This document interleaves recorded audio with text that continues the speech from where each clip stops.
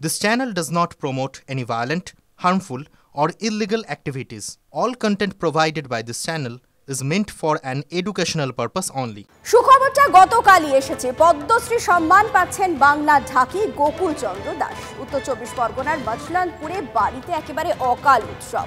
গোকুল চন্দ্র দারুণ ঢাক বাজান, এটাই তার জনপ্রিয়তার একমাত্র কারণ নয়। 1.5 দশক ধরে অনেক মহিলা ঢাকি তার হাতে তৈরি হয়েছেন। মহিলাদের জন্য 1.5 কেজি ওজনের ঢাক তৈরি করেও তাক লাগিয়েছেন গোকুল চন্দ্র।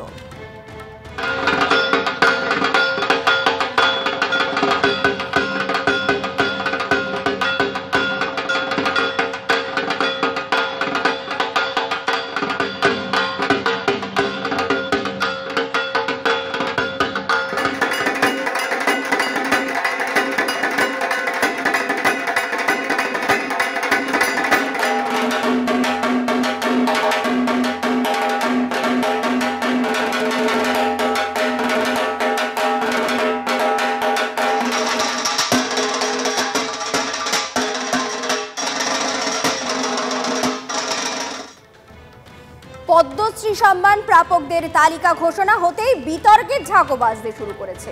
পদ্মশ্রী পাচ্ছেন বেলডাঙ্গা ভারত সেবাশ্রম সংঘের কার্তিক মহারাজও। কার্তিক মহারাজ রাজনীতির মানুষ নন, কিন্তু গত 1 বছরে রাজনীতির ময়দানে বারবার ঘোরাফেরা করেছে তার নাম। সম্মান পেয়ে কার্তিক মহারাজ বলছেন খ্যাতির বিড়ম্বনা, কিন্তু বাংলার শাসক দলের নেতারা সম্মান দেওয়া নিয়েই প্রশ্ন তুলে দিচ্ছেন, কেউ আবার ঘুরিয়ে, কেউ সরাসরি। মুর্শিদাবাদের বেলডাঙ্গার ভারত সেবাশ্রম সংঘের প্রধান স্বামী প্রদীপ্তানন্দ কার্তিক মহারাজ নামেই বেশি পরিচিত। শক্তিপুর সংঘর্ষ এবং তার পরবর্তী 24-এর লোকসভা নির্বাচনের সময় থেকে বঙ্গ রাজনীতির পরিচিত নাম কার্তিক মহারাজ। রাজনীতির লোক না হয়েও বারবার চর্চায়। কার্তিক মহারাজ যে লোকটা বলে আমি তৃণমূল কংগ্রেসকে এজেন্ট বসতে দেবো না, সে লোকটাকে আমি সাধু বলে মনে করি না। তার কারণ তিনি ডাইরেক্ট পলিটিক্স করে দেশটা সর্বনাশ করছেন। আর ইনকা মকসদ सिर्फ और सिर्फ लोगों की सेवा करना है। बंगाल की सरकार ने उन पर उंगली उठाई, उनका नाम लेकर धमका रही है। কিছুদিন আগেই কার্তিক মহারাজের নাম করে আক্রমণ করেছিলেন ডেবরার তৃণমূল বিধায়ক হুমায়ুন কবির। এই যে সারগাছি যে এই যে কি আছে কার্তিক মহারাজ, তো ওটাকে সবসময় মনে হয় আমার সময় একদম চুপ করে থাকতো। আমি যতদিন এসপি ছিলাম ওকে একবার ডেকেছিলাম, ভয়ে আসেনি। এই মাঝে মাঝে বেলডাঙ্গায় গন্ডগোল লাগায় যে লোকটা, সে তো একটা আতঙ্কবাদী নিয়ে সাম্প্রদায়িক হাঙ্গামা, একটা দাঙ্গা লাগাবার সবসময় চেষ্টা করে। এই মন্তব্য নিয়ে কম বিতর্ক হয়নি।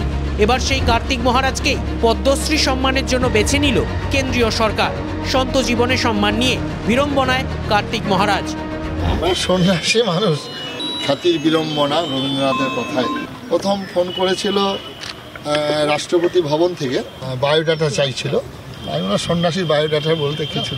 তবে এই বাছাই ঠিক হয়নি বলে সরাসরি আক্রমণ ডেবরার হুমায়ুনের। আমি যেভাবে ওনাকে দেখি আর কি, আপনি তো কথা না পেয়েছে। ভারত সেবাশ্রম সংঘকে আলাদা বন্ধনীতে রেখে কার্তিক মহারাজকে তীর, তালিকাটা নেহাত ছোট নয়। সেবাশ্রম সংঘের সঙ্গে আমারও খুব ভালো সম্পর্ক, রামকৃষ্ণ মিশনের সঙ্গে আমার খুব ভালো সম্পর্ক, কিন্তু এখন গেরুয়া বস্ত্র পরে যদি কেউ মিশনের মানসিকতার বিরোধিতা করে তাহলে তার সঙ্গে তো সম্পর্ক থাকতে পারে না। একটা কোনো ব্যক্তির জন্য সংস্থার বিরুদ্ধে আমাদের কোনো অভিযোগ থাকতে পারে না। RSS এর ভাবাদর্শে, বিজেপির ভাবাদর্শে বিশ্বাস করে তাদের জন্য পুরস্কার। এই যে এত বড় একটা অভিযোগ আমরা করে আসছিলাম, সেটা যে কার্তিক মহারাজ তাকে দিয়ে বিজেপি প্রমাণ করে দিল যে সবসময় পদ্মের শ্রী থাকে না, মাঝে মাঝে পদ্ম বিশ্রীও হয়। তো কার্তিক মহারাজ হিন্দুত্বের ব্র্যান্ড অ্যাম্বাসাডার নন। বিজেপি ঘনিষ্ঠতার জন্য পুরস্কার, এই অভিযোগের আদৌ সারবত্তা আছে কি? কি বলছেন প্রাপক?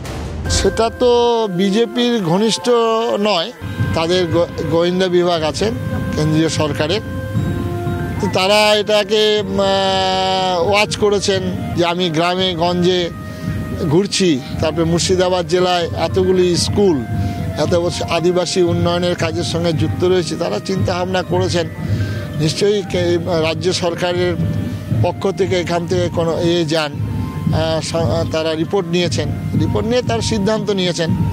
কেউ বা বলবে বিজেপির ঘনিষ্ঠ, কেউ বা বলবে দিদির আশীর্বাদ। নিঃসন্দেহে দিদি আমাকে আশীর্বাদ করেছেন। তবে এই যাত্রায় কার্তিক মহারাজের পাশেই দাঁড়িয়েছেন ভরতপুরের হুমায়ুন কবির। বস্তুত দুই হুমায়ুনের দুই সুর। আমরা জেলাবাসী হিসাবে জেলার দুজন মানুষ তারা এই পদ্মশ্রীতে ভূষিত হয়েছে, তাতে আনন্দই লাগছে। এবং মহারাজজিকে এটাই বলবো যে মানুষের কল্যাণে বেশি মানুষের হয়ে কাজ করবেন, একজন জেলার মানুষ হিসাবে সেটা আবেদন রইল। বাংলার রাজনীতিতে বিজেপি নেতাদের সুর এবং কার্তিক মহারাজের সুর প্রায় মিলে যায়। গেরুয়া শিবিরের বিভিন্ন অনুষ্ঠানে কার্তিক মহারাজকে দেখা যায়, যেমন দেখা গিয়েছিল শিলিগুড়িতে সহস্র কণ্ঠে গীতা পাঠের অনুষ্ঠানে।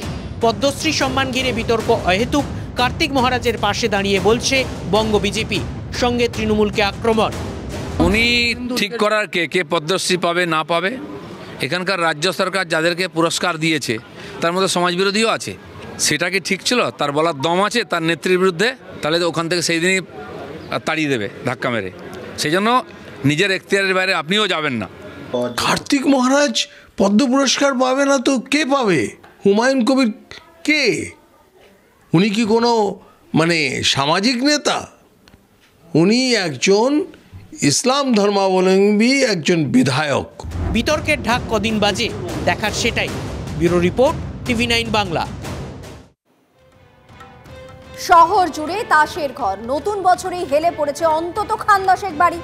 মুখ রক্ষায় বেশ কিছু নির্দেশিকাও জারি করেছে ছোট লাল বাড়ির কর্তারা, কিন্তু সবটাই যে কাগজে কলমে। মাঠে ময়দানে সেই পুরনো ছবি। ঠাকুরপুকুরে প্রশাসনের নাকের জগাতে চলছিল পুকুর ভরাটের কাজ। অনেকটা কাজ এগিয়ে যাওয়ার পর অবশেষে টনক নড়ল পুলিশের। জলা বুঝিয়ে বহুতল, মানা হচ্ছে না কোনো নিয়ম, আর তাতেই নড়ে যাচ্ছে ভিত। হেলে পড়ছে কলকাতায় একের পর এক বহুতল। স্বাভাবিকভাবেই পুরো নাগরিক থেকে বিরোধীরা সবার আঙুল উঠছে হাকিম সাহেবের দিকে। মেয়র অবশ্য সব দায় ঠেলেছেন ইঞ্জিনিয়ারদের ওপর। হেলে পড়া বাড়ি তো প্ল্যানের আগে হেলে না, হেলে পড়া বাড়ি প্ল্যানের আগে হেলে না, তাদের পাইলিং থাকে। কারণ কর্পোরেশন তো ইঞ্জিনিয়ারিং সেকশনটা দেখে না।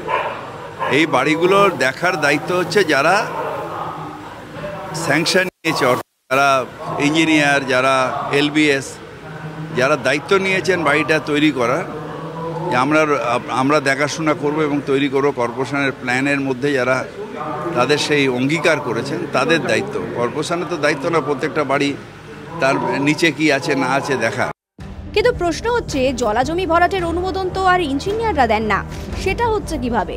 প্রশ্নের মুখে পড়ে জলাজমি ভরাট রুখতে তড়িঘড়ি কিছু পদক্ষেপ করতে বাধ্য হয়েছেন মেয়র। জলাশয় আমাদের সবকটার রেজিস্ট্রি হয়ে গেছে, সেই জলাশয়ের মধ্যে প্ল্যান স্যাংশন হবে না। আর সেকেন্ড হচ্ছে যে জলাশয়গুলো আমরা থানাকে লিস্ট পাঠাচ্ছি। প্রত্যেকটা থানা, আপনার থানায় আপনার কতগুলো জলাশয় আছে সেটা দেখার দায়িত্ব আপনার। আপনিও দেখুন, যদি কোনো ফিল আপ হয় কর্পোরেশনকে সাথে জলাশয় বুঝিয়ে পুরো শহর উঠেছে, বাড়ি নয়। এরকম হাজার হাজার বাড়ি সমস্ত জেলাতে আছে, যাতে কোনো নিয়মকানুন মানা হয়নি। আর এটা এমনি হঠাৎ হয়ে গেছে নয়, এই সরকার আসার পরে এটা গতি পেয়েছে এবং এদের লোকেরাই এই অবৈধ নির্মাণের পেছনে, এবং তার যে অর্থ সেটা সর্বোচ্চ স্তর পর্যন্ত যায়। বিতর্ক যাই হোক, হেলে পড়া বহুতল নিয়ে শোরগোলে সামান্য হলেও সাড়া মিলেছে। ঠাকুরপুকুরে 126 নম্বর ওয়ার্ডের নারায়ণ রায় রোডে জলাজমি ভরাটের কাজ চলছিল, সেটা বন্ধ হয়েছে। আমি একবার দেখাবার চেষ্টা করবো। এটি একটি পুকুর ছিল, কয়েকদিন আগে এই পুকুর ভরাটের কাজ শুরু হয়েছিল এবং দেখা যাচ্ছে যে মাটি পড়ে রয়েছে বিভিন্ন জায়গায়, অর্থাৎ লেবার দিয়ে এই পুকুর কোনো এক অসাধু ব্যবসায়ী ভরাট করছিল এবং পরবর্তীকালে যখন ঠাকুরপুকুর থানা খবর পায়, এসে যারা এই ভরাটের কাজ করছিল তাদেরকে আটক করে। শুধু জলাজমি নয়, বেআইনি নির্মাণ রুখতে কিছু পদক্ষেপ নেওয়া হয়েছে। বহুতল তৈরিতে একাধিক বিষয় ছাড়পত্র নিতে হবে, বিজ্ঞপ্তি জারি করে জানিয়েছে পুর নগর উন্নয়ন দফতর। বড়ভিত্তিক নজরদারি বাড়ানোর সিদ্ধান্ত নিয়েছে কলকাতা পুরসভার বিল্ডিং বিভাগও। তাতে কি হেলে পড়া ভাবমূর্তি সোজা হবে? Bureau report, TV9 Bangla.